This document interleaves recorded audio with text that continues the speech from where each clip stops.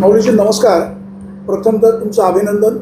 तुम्ही आळेच्या दूध संस्थेवर पुन्हा एकदा तुमच्या पॅनल बहुमताने विजय झाल्याबद्दल.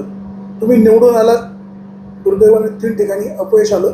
ज्या सभासदांनी तुम्हाला मतदान केलं त्यांच्याबद्दल तुमच्या काय भावना? आत्ताच आळे सगळ्या दुसऱ्या निवडणुकीच्या निमित्ताने खरं तर आमच्या पॅनलचे 11 जण निवडून आले आणि पुढच्या पॅनलचे 3 जण निवडून आले. ज्यांनी आम्हाला मतदान केलं त्यांचाही आम्ही मतदाराचा आभार मानतो. ज्यांनी आम्हाला मतदान केलं नाही त्यांचाही आभार मानतो. आणि निवडून पुढचे जे 3 आले ते सुद्धा आमच्या एकाच गावातील आहेत. ते सुद्धा आमचीच मंडळी आहेत. त्यामुळे इथून पुढं सर्वांनी एकजुटीने आम्ही हा कारभार करू. ही संस्थेचं कलेक्शन जिल्ह्यात 1 नंबरला आहे. इथून पुढच्या काळासुद्धा ती 1 नंबर कशी आळा दूध संस्था राहील याचाच आम्ही पादुराने विचार करू आणि एकजुटीने चांगल्या पद्धतीने आम्ही काम करू. निवडणुकीच्या काळामध्ये प्रचार करताना थोडंसं दोन्हीकडनं पण तू मी किंवा चुकीच्या पद्धतीनं काही शब्द वापरले गेले. लोकांमध्ये गैरसमज निर्माण होतात. आता तुमचं काम मोठं आहे, नेते दादांचंही काम मोठं आहे. मग असं असताना दोन्ही नेत्यांकडनं थोडंसं भाषण करताना टीका टिप्पणी झाली. याचं काही खेद दुःख? नाही, आता नेत्याच्या डोकेसुद्धा आमचे ज्येष्ठ नेते आहेत, ज्येष्ठ मार्गदर्शक आहेत. प्रसन्नांना आहेत, भाऊदादा कुराडे आहेत. हे आमचे ज्येष्ठ नेते मार्गदर्शक आहेत आमचे. आणि नेतेदारांचा आम्ही शब्दाला इथून पुढच्या काळात मान दिला आहे. इथून पुढं सुद्धा देतो. कारण शेवटी नाही म्हणलं तरी त्यांना एक बोलण्याचा अधिकार आम्हाला आहे. ते वयाने माझ्यापेक्षा ज्येष्ठ आहेत आणि मी त्यांना मानतोच. मी कधी मानित नाही. असं चुकून माझ्याकडून एखादा शब्द गेला आणि त्यांचं मन दुखवला असेल तर मी ते शब्द परत मागं घेतो. कारण शेवटी ते ज्येष्ठ नेते त्यांना मला बोलण्याचा अधिकार आहे. ते तसं त्यांचे शब्द आम्ही इथून मागं पाठीमागं सुद्धा शब्द मानित आलो आहे.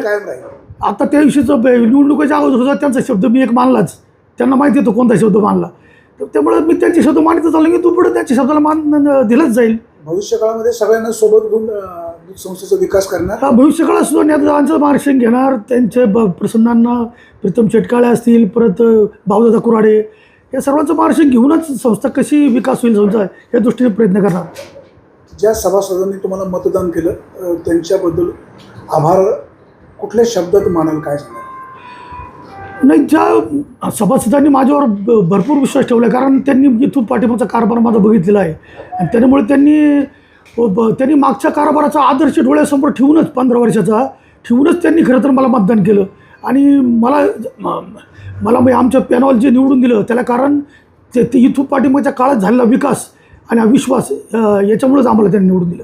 आता निवडणूक म्हणलं का थोडीफार टीका टिप्पणी होते. हां, 2 पॅनल झाले दुर्दैवानं. तर व्हायला नव्हतं पाहिजे. ठीक झालं ते झालं. तर तुमची सत्ता आली, त्यांचे पण 3 आले. तुम्ही त्यांचे का ते तुमचे? नाही, ते आमचीच आहेत.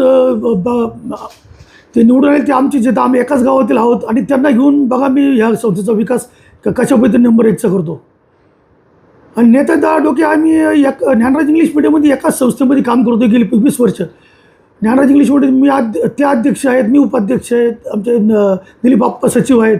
आम्ही एकत्रित काम करतो आणि त्यामुळं आम्ही दररोज एकत्रच बसतो आहे. म्हणजे तसं विचार केला काळामध्ये तुमचा एकोपा आळेकरांना पाहायला मिळेल. हो, नक्कीच एकोपा नक्कीच. आम्ही आता एकत्र ज्ञानराज इंग्लिश मिडियमचा सुद्धा भरपूर मोठ्या प्रमाणात विकास झाला आहे. सगळ्यात जास्त खरं तर ज्ञानराज इंग्लिश मिडियमची मुलांची संख्या सगळ्यात जास्त आहे या परिसरात, आळेबल्ला परिसरात.